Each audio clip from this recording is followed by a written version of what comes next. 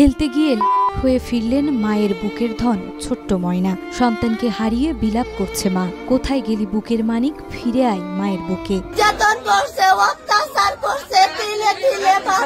ব্রাহ্মণবাড়িয়ার সরাইল উপজেলার শাহবাজপুর ইউনিয়নের ছন্দুমিয়ার পাড়ার বাহরাইন প্রবাসী আব্দুর রাজ্জাকের মেয়ে ময়না। 5 জুলাই শনিবার দুপুরে খেলাধুলার জন্য বাড়ি থেকে বের হয় ময়না। এরপর থেকে আর কোনো খোঁজ পাওয়া যাচ্ছিল না তার। নিখোঁজের একদিন পর 6 জুলাই স্থানীয় মসজিদের 2য় তলার ছাদে পাওয়া গেল 9 বছরের ময়না আক্তারের নিথর দেহ। গতকাল 4টার সময় মেয়েটা নিখোঁজ। তারপর তার গার্জেনরা অনেক খোঁজাখুঁজি করার পরও মেয়েটাকে পায় নাই।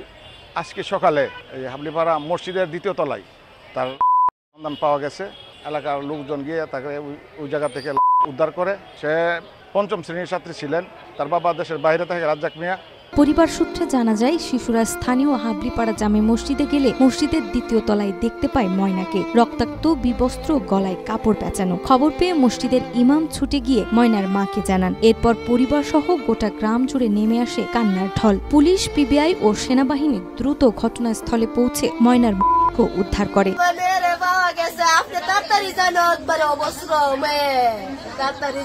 আমি আমার বাসুরে লইয়া ডাক দিয়া আমি কই ভাই ডাক দা বইরিছেন কই ডাক যাই ও সেলওয়ারটারে হুলছে উল্লা গলার সাথে বাঁধছে বাঁধা সাইরা আমার জিগারে উফুক করে বালাইতো রাখছে। এই নির্মম ঘটনায় গোটা এলাকায় শোক ও ক্ষোভের ছায়া নেমে এসেছে। পরিবার সহ গ্রামের মানুষ দৃষ্টান্তমূলক শাস্তির দাবি জানিয়েছে। আর মেয়েরা এইভাবে হত্যা করছে, নির্যাতন করছে, অত্যাচার করছে, তিলে তিলে মারছে। আমি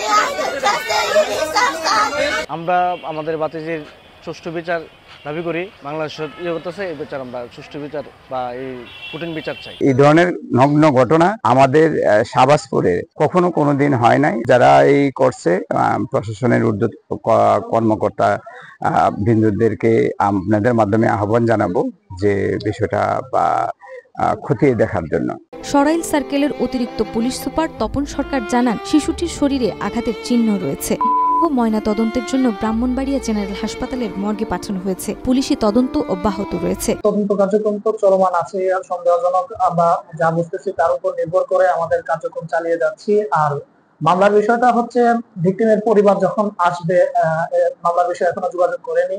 এটা হয়তো আজকে রাতে নতুবা কালকে দেখা যাবে হয়তো। একটি নিষ্পাপ শিশুর এমন মর্মান্তিক যেন শুধুই প্রশ্ন জাগায়, মানুষ কতটা পাষাণ হতে পারে।